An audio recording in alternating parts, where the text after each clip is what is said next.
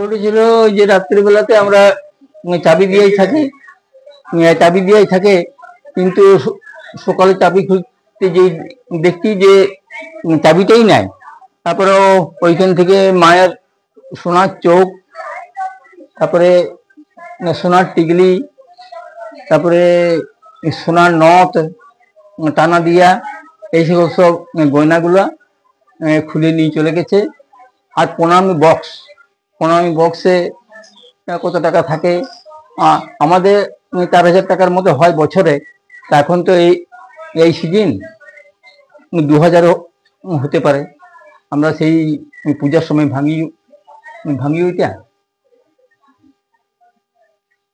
এইরকমের চুরি হয়েছে আমার মেলায়।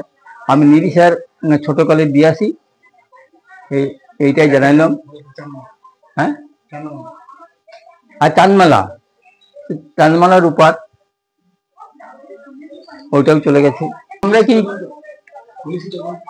আমরা পুলিশে রিপোর্ট করেছি, পুলিশের তদন্ত চাইছি আমরা, যাতে জিনিসগুলা ফিরে পাবো কি পাবো না সেটা পুলিশ দেখবে অনুসন্ধান করে। এটাই রিপোর্ট করেছি আমরা থানাতে।